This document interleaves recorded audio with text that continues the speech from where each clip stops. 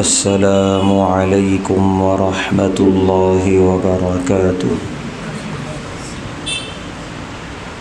نحمده ونصلی علی رسوله الکریم اما بعد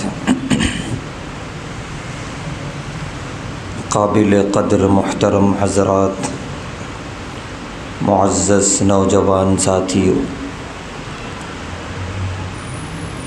گزشتہ اتوار درس حدیث میں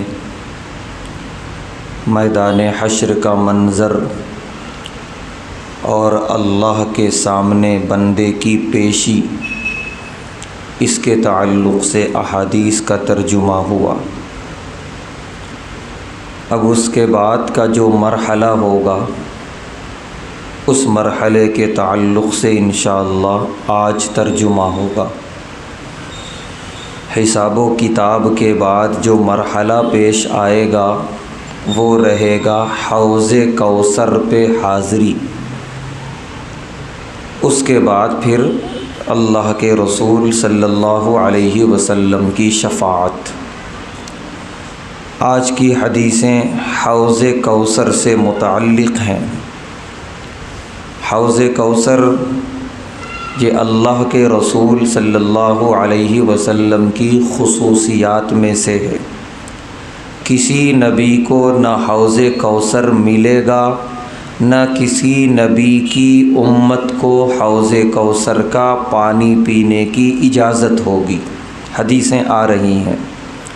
یہ خصوصیت صرف امت محمدیہ کی ہے۔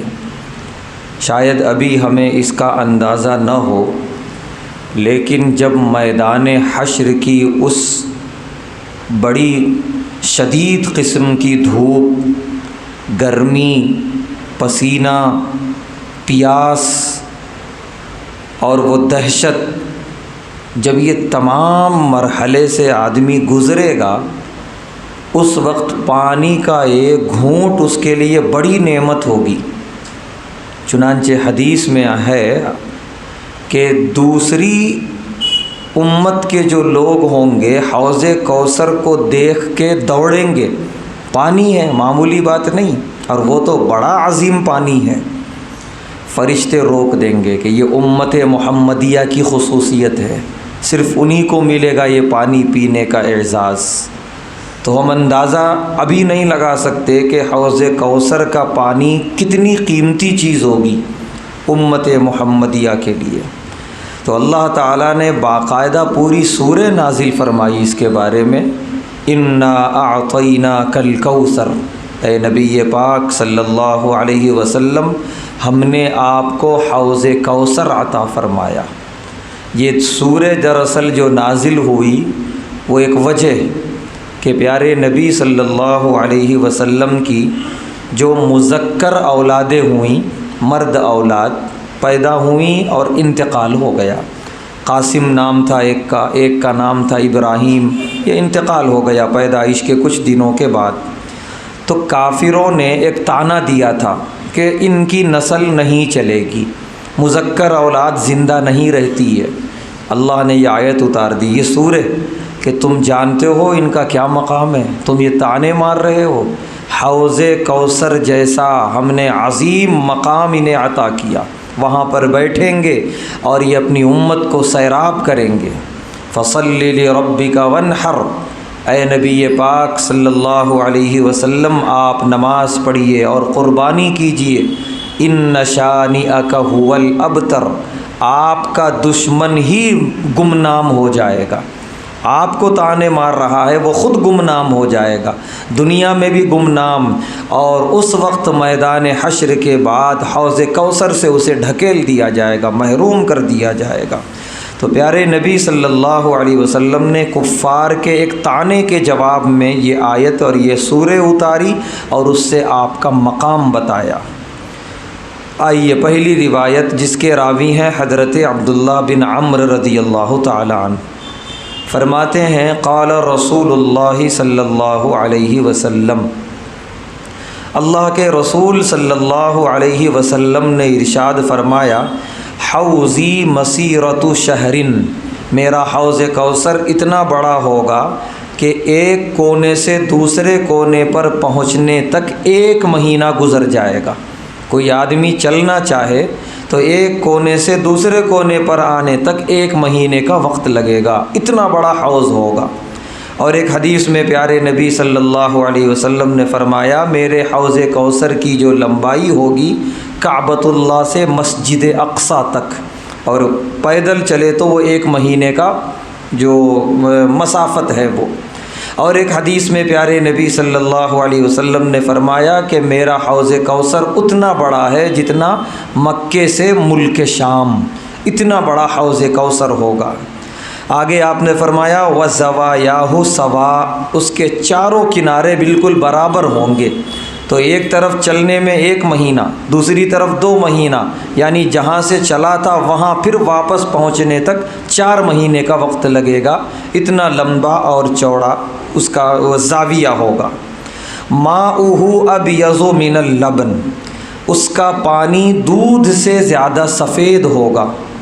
وَرِيحُهُ أَطْيَبُ مِنَ الْمِسْكِ، اور اس کی خوشبو مشک عنبر سے زیادہ خوشبودار ہوگی۔ وَكِيزَانُهُ، اور اس میں جو کوزے ہیں، برتن جن سے پانی پئیں گے پینے والے، جیسے ہم گلاس استعمال کرتے ہیں تو وہ کوزے ہوں گے۔ كَنُجُومِ السَّمَاءِ، وہ اتنے زیادہ اور اتنے چمکدار ہوں گے جیسے آسمان کے ستارے، کہ کوئی گن نہیں سکتا، اور ایک چمک ہے دور سے زمین سے چمکتے ہیں وہ، اس طرح اتنے زیادہ کوزے ہوں گے اور چمکدار ہوں گے، روشن ہوں گے۔ امت محمدیہ کے نیک لوگ وہاں پہنچیں گے اور پیارے نبی علیہ الصلاۃ کے ہاتھوں سے کوزے لے کر وہ سیراب ہوں گے۔ آگے آپ نے فرمایا من یشرب منہا، کہ جو اس حوض کوثر سے پی لے گا فلا یظمأ ابدا، اسے کبھی پیاس نہیں لگے گی۔ اب ایک بات، ایک سوال کرنے والے سوال کرتے ہیں کہ پھر جنت میں جانا ہے حوض کوثر کے بعد، پھر وہاں بہت ساری چیزیں پینے کی ہوں گی، تو جب پیاس ہی نہیں لگے گی تو آدمی پیے گا کیسے؟ تو اس کا جواب یہ ہے کہ پیاس لگنا یہ دنیا کا خاصہ ہے، بھوک لگنا یہ دنیا کا خاصہ ہے۔ آدمی کو بھوک لگتی ہے، مجبوراً وہ کھاتا ہے، کھانے کے لیے محنت کرتا ہے۔ پیاس لگتی ہے، مجبوراً وہ پانی تک پہنچتا ہے۔ جنت ان تمام مجبوریوں سے بالکل خالی ہوگی، نہ بھوک لگے گی نہ پیاس۔ لیکن آدمی شدید بھوک میں جو کھانا کھاتا ہے، اس کو جو مزہ آتا ہے، اس سے زیادہ مزہ جنت میں آئے گا۔ شدید پیاس لگنے پر آدمی جب پانی پیتا ہے اور جو مزہ آتا ہے، اس سے زیادہ مزہ جنت کے پانی اور مشروبات پینے میں آئے گا۔ تو مزہ اس سے بہت زیادہ ہوگا، لیکن پیاس نہیں لگے گی۔ پیاس لگنا ایک طرح کا عیب ہے، ایک طرح کی مجبوری ہے دنیا کی، یہ جنت اس سے بالکل پاک ہوگی۔ تو میدان حشر میں تو بڑی شدت کی پیاس ہوگی، لیکن جسے حوض کوثر پہ پہنچا دیا جائے گا وہ ایک ایسا پانی پیے گا کہ پھر اس کے بعد کبھی پیاس ہی نہیں لگے گی۔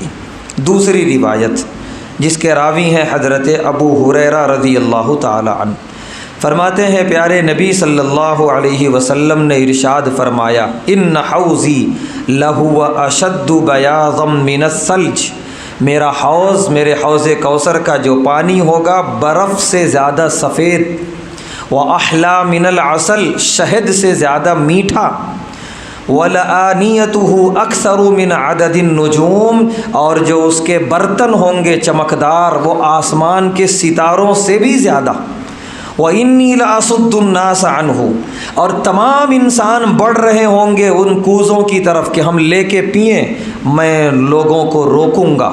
اسی طرح کما یصدر الرجل ابل الناس من حوضہ، جیسے کسی آدمی کا ذاتی حوض اور کنواں ہو اور دوسرے کے جانور وہاں پہنچ رہے ہوں پانی پینے کے لیے، تو وہ آدمی جیسے روکتا ہے اور اپنے جانوروں کو لاتا ہے پلانے، اسی طرح میں تمام امت کے افراد کو روکوں گا اور اپنی امت کے افراد کو بلاؤں گا کہ آؤ اور آ کر حوض کوثر سے سیراب ہو جاؤ۔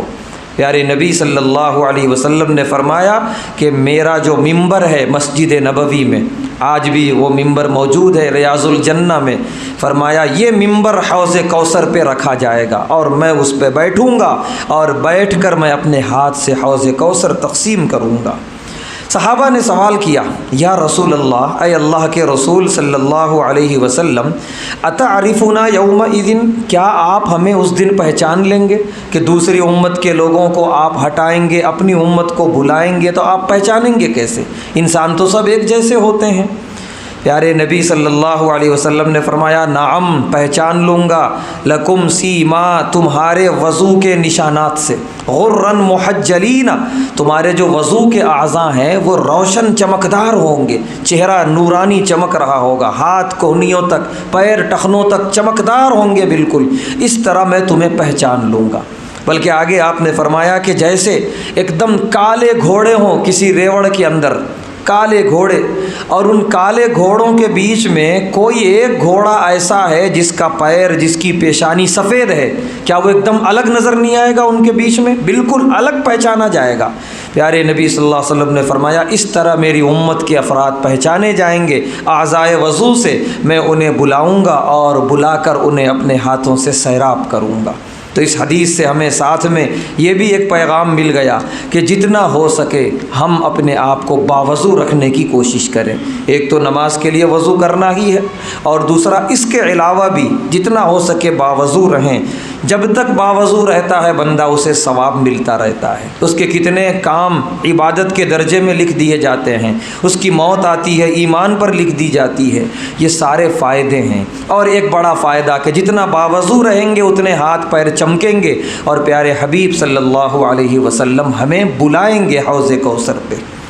آخری روایت جس کے راوی ہیں حضرت انس بن مالک رضی اللہ تعالی عنہ، فرماتے ہیں پیارے نبی صلی اللہ علیہ وسلم نے فرمایا، انی فرطکم علی الحوض، کہ اے میری امت کے لوگوں، میں حوض کوثر پہ تمہارا انتظار کروں گا۔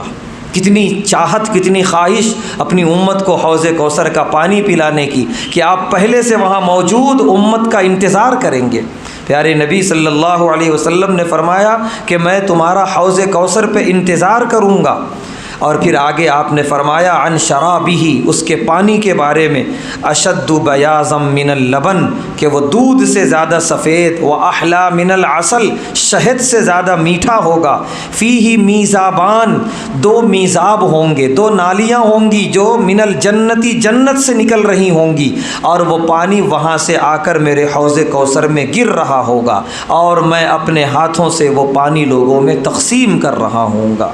تو یہ حدیثیں تھیں پیارے نبی صلی اللہ علیہ وسلم کے حوض کوثر کے تعلق سے۔ اللہ تعالیٰ سے دعا ہے کہ اللہ تعالیٰ ہم تمام کو حوض کوثر پہ پہنچنا نصیب فرمائے، پیارے نبی صلی اللہ علیہ وسلم کے ہاتھوں سے حوض کوثر اور جام کوثر پینے کی توفیق عطا فرمائے۔ وآخر دعوانا ان الحمد للہ رب العالمین۔